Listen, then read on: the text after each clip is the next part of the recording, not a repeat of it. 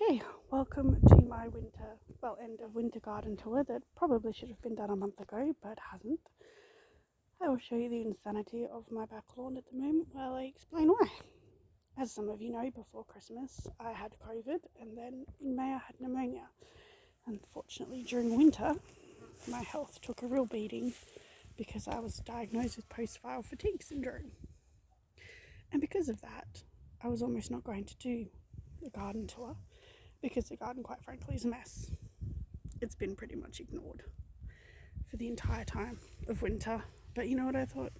Physical health impacts what we're able to do, especially fatigue syndromes. So perhaps this is a good way to show what can happen. But anyway, here's the winter garden. There we have some St. John's wort that's been consistently flowering since October last year. It's weird. Some purple potted Dutch pea flowers. And here we have radish, kale. I think that was Chinese broccoli, if memory serves. And in there hidden is a spinach.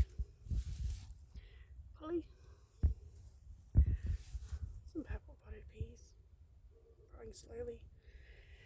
And then an assortment of collie, purple sprouting broccoli, and cabbage, which keep getting hit by black aphids and I'm treating it, but I'm not entirely sure if they're going to survive.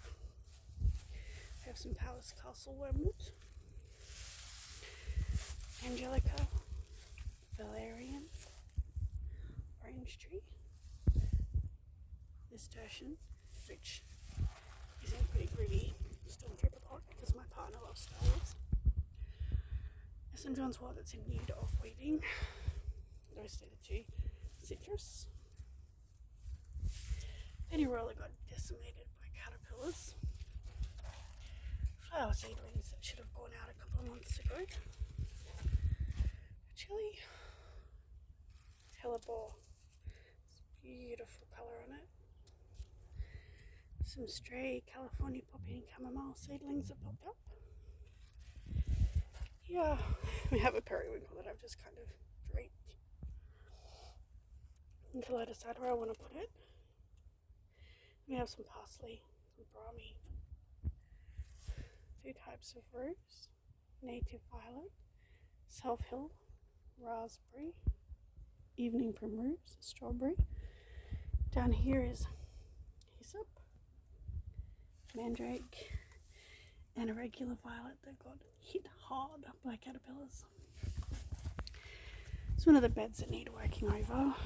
We have sorrel, lettuce that's pretty well at its end of date, lemon balm that needs probably completely digging up if I'm honest and putting in a pot, some oregano, marjoram, chives and thyme, and currently overrun by a horrible kayuku or couch, I'm not entirely sure which grass, is an agrimony and a catnip.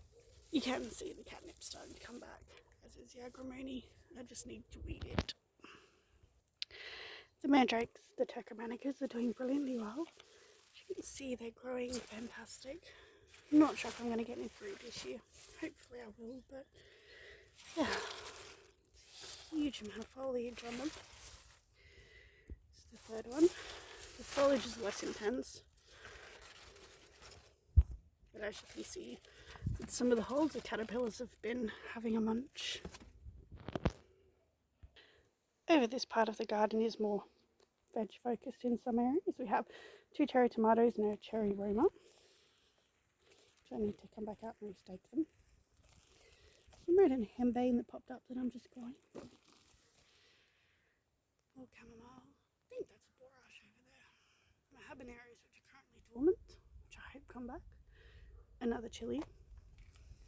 Copious amounts of horehound over the back here, which I'm going to be cutting and drying.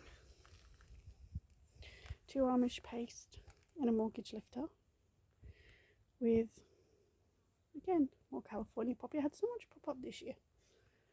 Then we have a henbane that is about to flower, herb robert, spearmint, and more cow poppy. Over here we have potatoes of varying types, doing really, really well. Shallots coming along nicely in there. And this magnificent calendula. Believe it or not, this is actually only 2 plants, but they grew huge. I've been getting heaps and heaps of flower petals off them this year for drying. And also by the looks, I'm going to get a fairly decent amount of seeds too, so I'm quite happy about that. Then over here, we have feverfew, snapdragon, a couple of pyrethrum, and a chamomile. Trinidad scorpion, I'm not entirely convinced it's going to come back. Here I have a mugwort in a pot, tree mugwort. And as you can see in the background, my bruggemunsia has gone absolutely mental. I think it's grown back into the ground again, actually. I'm hesitant to move it because it sulks if I do that, but I may have to. Have wormwood getting a bit beat up by the mugwort tree, which actually has, I don't know if you can see through there, there's a bird nest. And then there's another one over here. But there's grass and stuff growing in it, so I don't actually think there's anything in it. Okay, so we go through secret entrance, which is being overtaken by a bruggemunsia.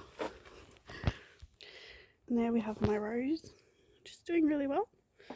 The insanity that is the bruggemunsia flowering. It flowers so much now. Over here we have vervain and tansy, both in dire need of a pruning of all the dead stuff. A lavender that desperately needs to go in a bigger pot.